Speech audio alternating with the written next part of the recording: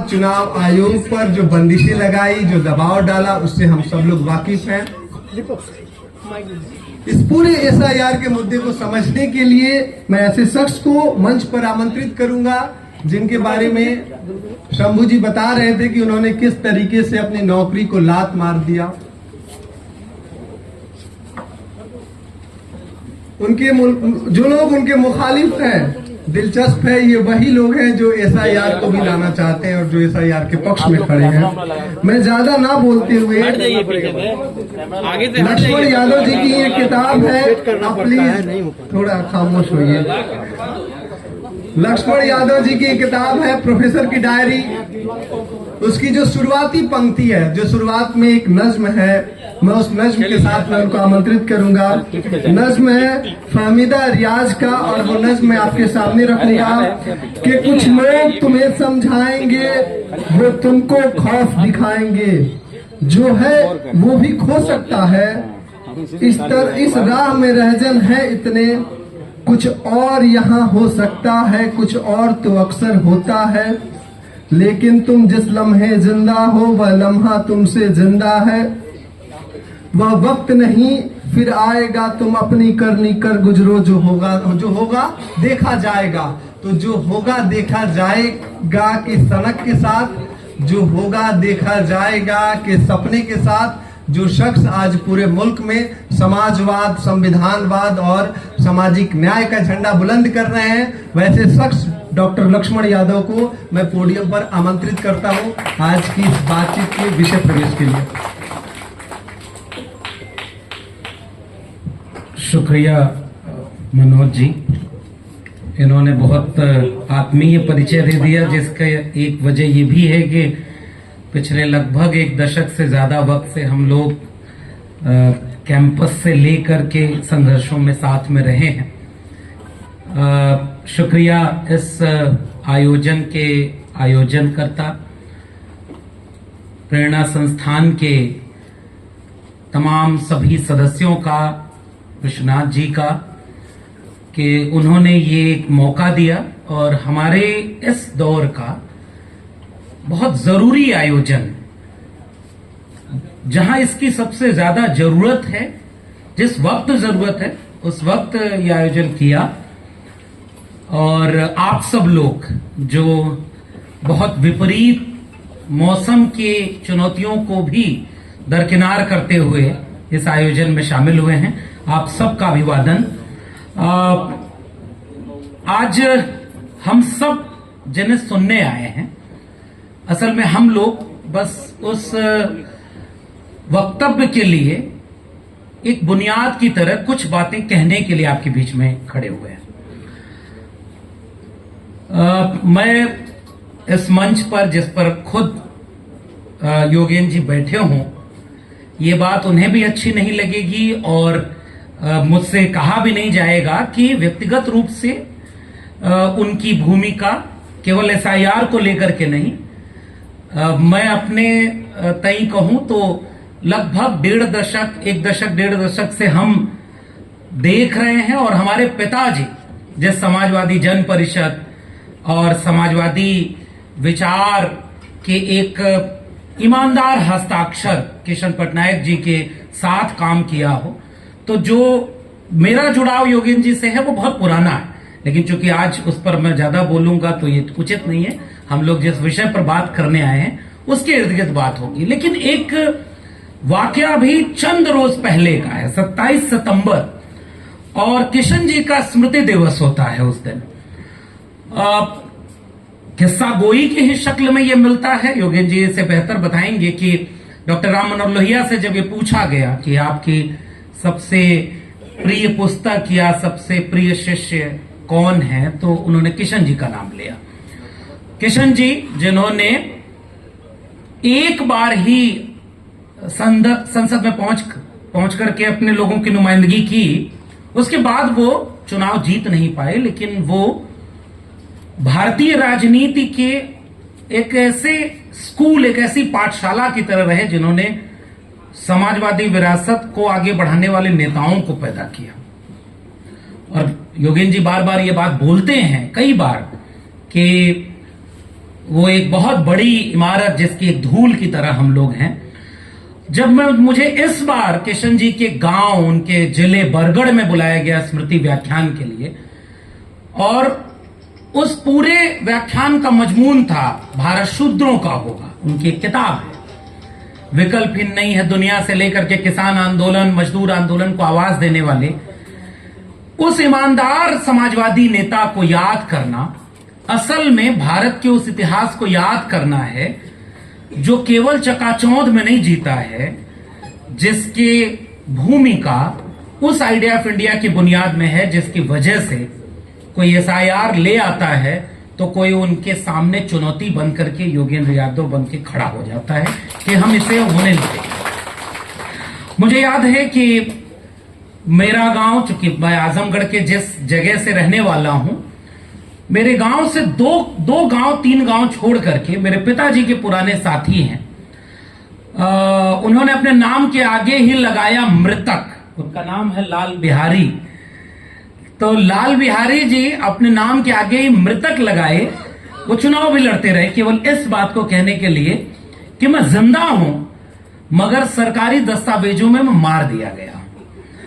वो जब चुनाव लड़ते थे, और मुझे याद है कि उस इलाके के बाकी लोग हंसी मजाक करते थे, और मेरे पिताजी उनके हर इस तरह की काम में सबसे आगे रहते थे। और वो चुनाव में गाड़ियों के काफिले से नहीं जाते थे, वो शव यात्रा जैसे निकाली जाती है वैसे ही, हमारे यहां भोजपुरी में उसको टिट्ठी बोलते हैं, उसको लगाते थे और कहते थे कि ये एक मुर्दा व्यक्ति लोकतंत्र में चुनाव लड़ने जा रहा है। जो वोटर लिस्ट में नाम है कि नहीं है ये उसको नहीं पता, क्योंकि वोटर लिस्ट से लेकर सरकारी दस्तावेजों में वो गायब है, लेकिन वो आपके सामने खड़ा है। बाद के दिनों में आपने देखा होगा कि उस पर एक फिल्म भी बनी, कागज उसका नाम था। मैंने बहुत बचपन में पिताजी की तस्वीरें, उनकी डायरी पलटते समय देखा कि उस वक्त ये बहुत एक अपवाद माना जाता था कि कोई जिंदा व्यक्ति मर कैसे सकता है दस्तावेजों में। फिर आज से तकरीबन 1-1.5 महीने के भीतर जो हुआ कि एक व्यक्ति, जो अभी मनोज जी ने उसका उदाहरण भी दिया, जो सुप्रीम कोर्ट में खड़ा है, बात बहुत पुरानी नहीं है, वोट चोरी, और जहां शंभू जी ने अपनी बात खत्म की, मैं वहीं से जोड़ देता हूं इस बात को कि एक ऐसे मुल्क में जिसमें पैदा होते ही बहुत कुछ फैसले ले लिए जाते हैं सामाजिक और आर्थिक सांस्कृतिक संरचना के तहत, कि आपको क्या क्या अधिकार मिलेंगे और क्या क्या नहीं मिलेंगे। शिक्षा का अधिकार, सम्मान का अधिकार, सत्ता संसाधन में हिस्सेदारी, हजारों साल से इस देश में यह विषमता रही है, और उस विषमता के खिलाफ संघर्ष भी रहा। और उस संघर्ष की एक बुनियाद, मैंने बात जहां से शुरू की थी कि जहां यह कार्यक्रम हो रहा है ये बिहार है, और बिहार में समानता, न्याय और मानवता के विचार का पहला प्रतिबिंब, पहली रोशनी तथागत बुद्ध की है, जो इसी बिहार की सरजमी से पूरी दुनिया को रोशनी दिखाता। और बुद्ध से लेकर के ज्यादा बात तक तो बहुत लंबा हो जाएगा, लेकिन 1950, 26 नवंबर 1949 और 26 जनवरी 1950, बुद्ध से लेकर के संविधान लागू होने के बीच इस मुल्क ने जाने कितनी बार वो लड़ाई लड़ी कि आप इंसान और इंसान में फर्क न करें, इंसान और इंसान बराबर होते हैं, उन्हें शिक्षा का भी अधिकार, सम्मान भी बराबर, और इंसान को इंसान समझा जाए। कबीर, रैदास, पलटू दादू, भीखा, बुल्ले शाह, बाबा फरीद, गुरु नानक से होते हुए फूले, शाहू, अंबेडकर, डॉक्टर लोहिया, भगत सिंह, और इवन शुरू के दौर के नहीं लेकिन बाद के दौर के, जब अंबेडकर और गांधी में संवाद होता है, तो बाद के दिनों के गांधी जो ये कहते हैं कि मेरा अगला जन्म हो तो मैं एक मेहतर के घर पैदा होना चाहूंगा, उसी शादी में जाऊंगा जहां अंतरजातीय विवाह होगा। और उन्होंने स्वीकार किया कि डॉक्टर अंबेडकर की वजह से जाति संबंधी मेरी धारणा बदली है।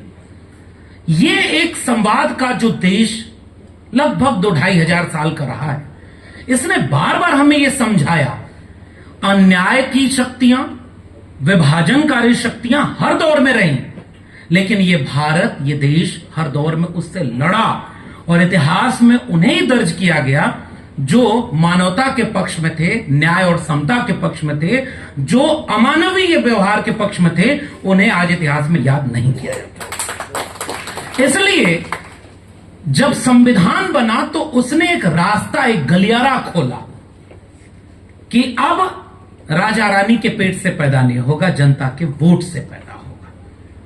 बराबरी का, न्याय का, समता का एक गलियारा। और डॉक्टर अंबेडकर ने चेतना में पहले ही दे दी थी कि संविधान कितना भी अच्छा क्यों ना हो, अगर उसे लागू करने वाले लोग अच्छे न हुए तो वो कागज का पुलिंदा मात्र रह जाएगा। हम एक राजनीतिक बराबरी के युग में तो जा रहे हैं क्योंकि अंतर्विरोधों का युग होगा, लेकिन सामाजिक और आर्थिक गैर बराबरी दूर नहीं हुई तो राजनीतिक बराबरी का मायने बहुत नहीं निकलेगा। लेकिन राजनीतिक बराबरी किससे मिली? वोट के अधिकार से, सार्वभौमिक वयस्क मताधिकार।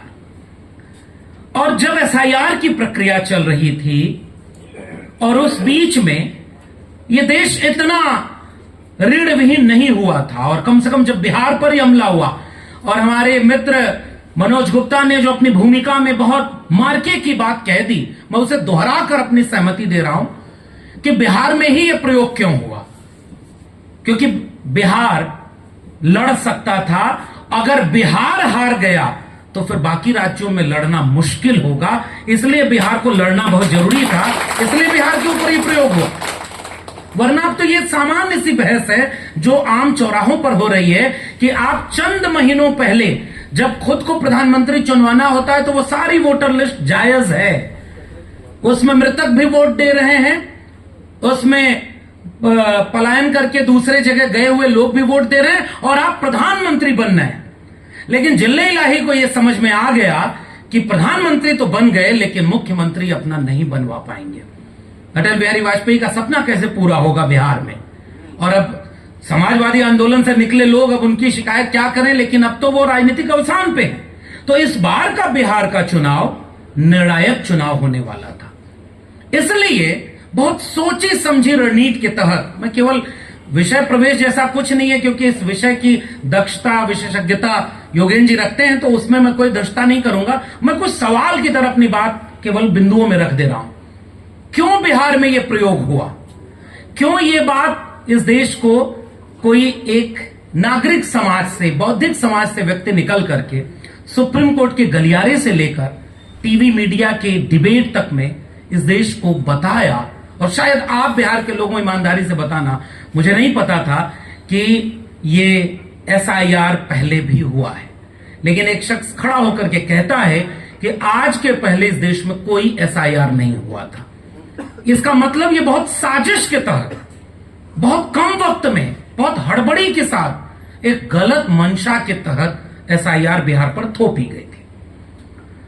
विपक्षी दल खड़े हुए, विपक्षी दलों को, अब कम से कम मैं इस देश के विपक्षी दलों को भी शुक्रिया कहूंगा जिन पार्टियों ने बीते जमाने में मंडल कमीशन, मंडल आंदोलन का विरोध किया हो, आज वो जाति जनगणना का समर्थन करते हैं। ये देखकर हमें खुशी होती है और इसके लिए हम बधाई देते हैं, क्योंकि ये बदलाव ही हमारे सामाजिक सांस्कृतिक राजनीतिक जीवन का अहम हिस्सा है।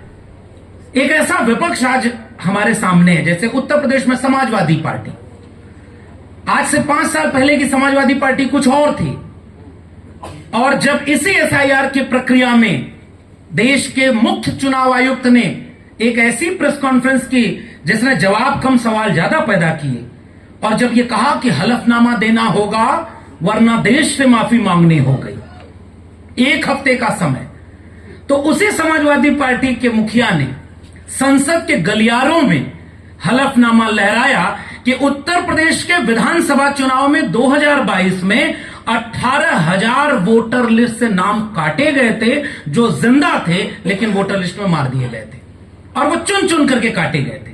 उनके हलफनामों को संसद के गलियारों में दिखाया, और आपको जान के आश्चर्य होगा कि उनमें से 14 जवाब चुनाव आयोग ने दिए हैं। तो फिर समाजवादी पार्टी ने ट्वीट करके पूछा कि चलो 14 जवाब सही दिए या गलत ये बाद में देखेंगे, लेकिन 17,986 जवाब अभी भी बचे हैं, इसका जवाब कब मिलेगा? इसका मतलब यह कि चुनाव आयोग, और बिल्कुल ठीक कहा शंभू जी ने किसी को फायदा पहुंचाने के लिए लोकतंत्र और संविधान का नुकसान पहुंचाने की हद तक चला गया है। इसलिए एसआईआर पर आज बात करना जरूरी है और इसलिए हमने इस गोष्ठी का विषय रखा, संविधान और लोकतंत्र के समक्ष चुनौती है एसआईआर। और इसलिए ये जब बात सामने आती है कि मीडिया में बहस होने लगी कि अब जो चोरी का दावा कर रहा है कि चोरी हो रही है उसी को सबूत देना है, चुनाव आयोग सबूत नहीं देगा। ईवीएम में जितनी बार आरोप लगते रहे उस डिबेट में तो पीछे चले गए। ईवीएम में तो वही पहुंचते हैं जिनका नाम वोटर लिस्ट में हो।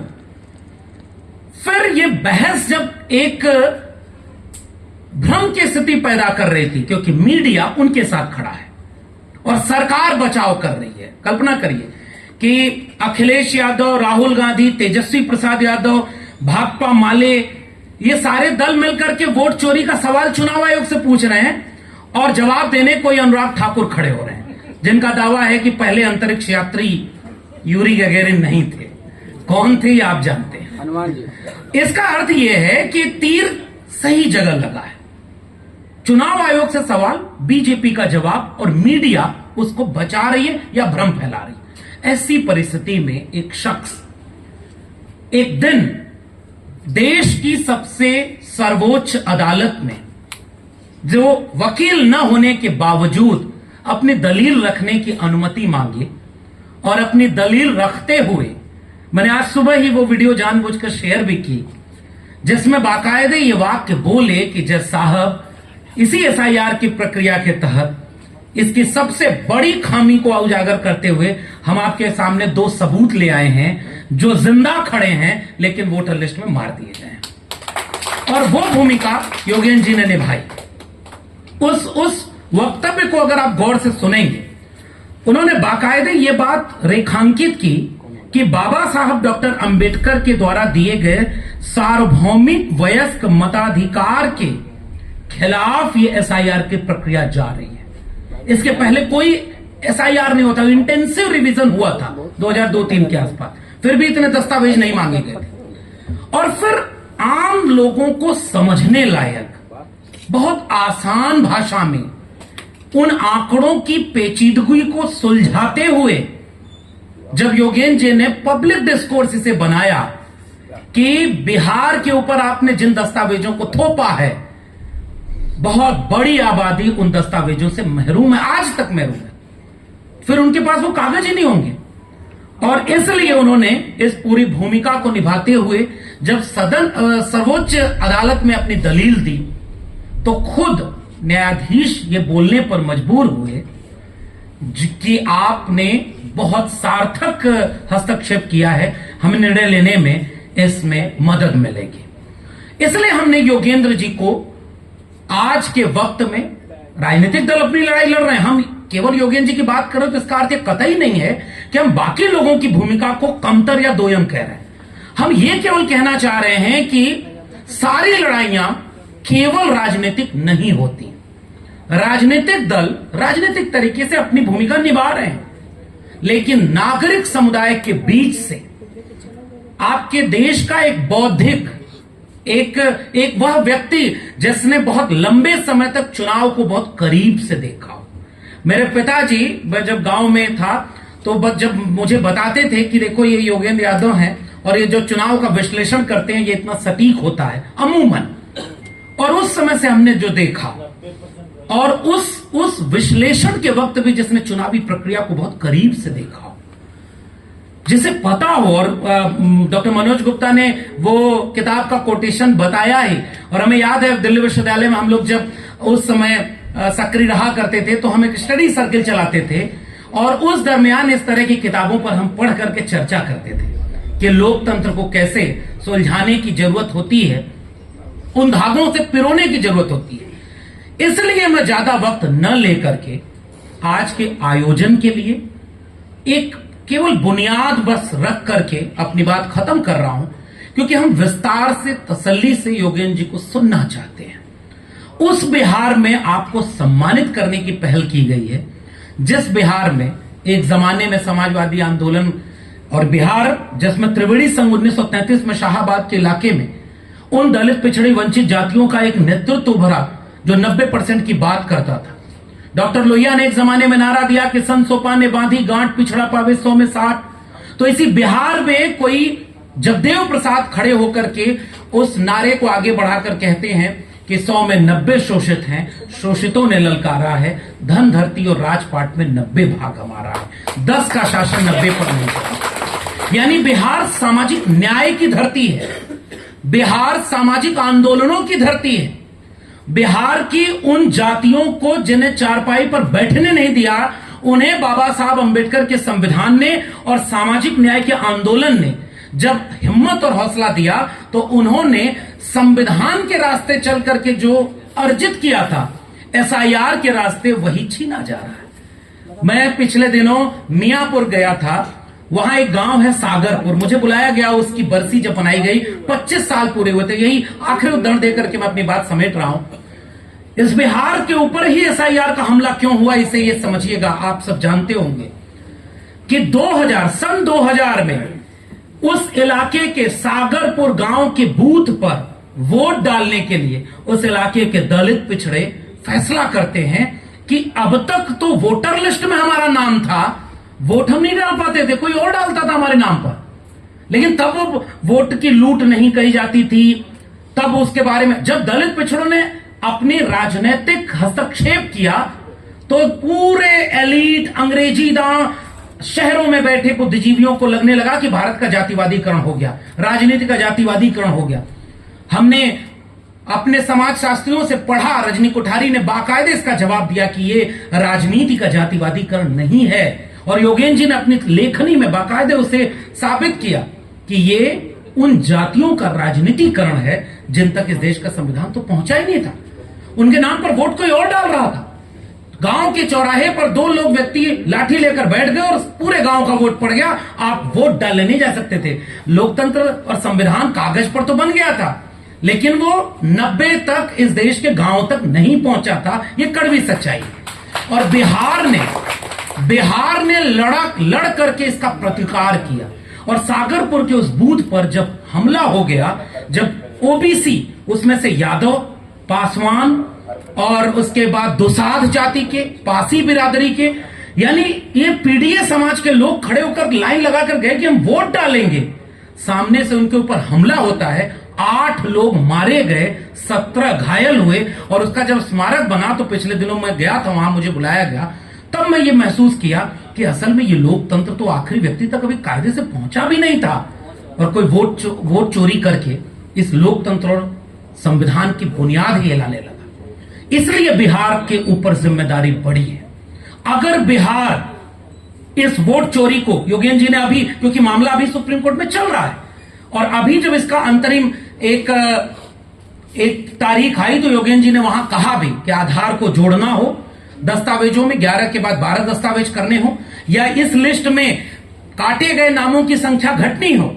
योगेन जी ने कहा कि हमने एक राहत पाई है, लेकिन बिहार ने तो इतनी राहत पा ली। अगर बिहार अंतिम रूप से इस राहत को नहीं पाया तो इसके बाद अगला नंबर बंगाल का, उत्तर प्रदेश का होगा। और उसी उत्तर प्रदेश का होगा जिस उत्तर प्रदेश के 2 उपचुनाव मैंने बहुत करीब से देखा। नौकरी से निकाला गया तो मैंने भी ये तय किया कि जुल्म के साए में लब खोलेगा कौन, और हम भी चुप रहे तो फिर बोलेगा कौन। और मैं जब इस मंच पर खड़े होकर योगेन जी के सामने पहली बार दृष्टा करते हुए भी उनकी तारीफ कर रहा हूं, किशन जी को याद कर रहा हूं, अपने पिताजी को याद कर रहा हूं, तो इसका एक जिम्मेदार दायित्व और दबाव भी वैचारिक है मेरे ऊपर कि इसके बाद जब मैंने सामाजिक राजनीतिक चीजों को नजदीक से देखना शुरू किया तो मैं उस बूथ पर गया हूं, उत्तर प्रदेश के मिल्कीपुर, कुंदरकी और कटहरी, जहां वोटर लिस्ट में नाम है लेकिन वो लोग वोट नहीं डाल सकते क्योंकि पुलिस वहां वेरिफिकेशन के नाम पर लाठी चलाती है। मुसलमान, यादव या बाकी जो गैर सत्ताधारी दल को वोट डालने वाले लोग हैं, चिन्हित करके उनको वोट डालने से रोक दिया गया। और तो और कुंदरकी में पुलिस पिस्टल तान करके एक महिला के सामने खड़ी हो जाती है कि तुम्हें वोट डालने नहीं देंगे। इसलिए अखिलेश यादव ने यह बात कही कि यह वोट चोरी ही नहीं, वोट डकैती है। और डकैती से बचने के लिए इस बात का इंतजार नहीं किया जा सकता कि वो डकैती अभी पड़ोसी के घर में हो रही है, जब मेरे घर होगी तो हम इसके खिलाफ बोलेंगे। इसलिए इसी बुनियाद के साथ मैं योगेंद्र जी को, हम सब सुनेंगे, इस बारीकी को भी योगेंद्र जी रखें कि क्या वाकई ये वोट चोरी या वोट डकैती है, इसका असर क्या है। और हम ये जानना चाहते हैं कि बाबा साहब अंबेडकर, फूले, लोहिया, तमाम लोगों के मेहनत से जो संविधान अभी पहुंचना शुरू हुआ था, क्या एसआईआर उस संविधान पर हमला है। और योगेंद्र जी जैसे व्यक्ति जिन्होंने बहुत करीब से इस पूरी प्रक्रिया को देखा है, लड़ा है। जेपी आंदोलन का नारा इसी बिहार से निकला था कि सच कहना अगर बगावत है तो समझो हम भी बागी हैं। तो हम एक बागी को अपने बीच में पा करके बहुत गौरवान्वित हैं और मैं प्रेरणा संस्थान को इसके लिए धन्यवाद देता हूं। योगेंद्र जी से जब हमने ये अपील की कि आपका सम्मान करना है, तो इन्होंने बहुत सहजता से कहा सम्मान अहम नहीं है, इस विषय पर संवाद होना चाहिए, इसलिए इसका नाम बिहार संवाद रखा गया। और धन्यवाद देते हैं कि आज बिहार का पूरा नागरिक समुदाय अपने बौद्धिक व्यक्ति के साथ खड़ा है और इस हिम्मत और हौसले के साथ खड़ा है कि जो भी हक और सच के लिए लड़ेगा, आम लोग उसका साथ देने के लिए खड़े हैं। मैं अपनी ओर से बहुत बधाई देता हूं योगेंद्र जी को। और ऐसे लोग जब खड़े होते हैं, हर बार लगता है कि योगेंद्र जी जैसे लोग हाशिए पर चले गए, लेकिन जब इस तरह के मौके आते हैं तो ऐसा लगता है कि सुप्रीम कोर्ट में खड़ी होकर तकरीर करने वाले वो शख्स आज भी इस देश के लोकतंत्र की बुनियाद में गहरे हैं, जिन्होंने समाजवाद, अम्बेडकरवाद और सामाजिक न्याय का वह सबक सीखा है। जब जब जरूरत पड़ेगी तो ऐसे लोग वहां खड़े होकर देश के संविधान को बचाते रहेंगे। मैं बहुत बधाई देते हुए अपनी बात को खत्म करूंगा। धन्यवाद।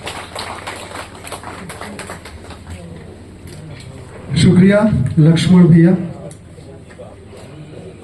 अब मैं उनको बुलाना चाहता हूं जिनको सुनने के लिए आप यहाँ एकत्रित हुए हैं। इससे पहले कि मैं योगेंद्र यादव जी को पोडियम पर बुलाऊं, मैं बता दूं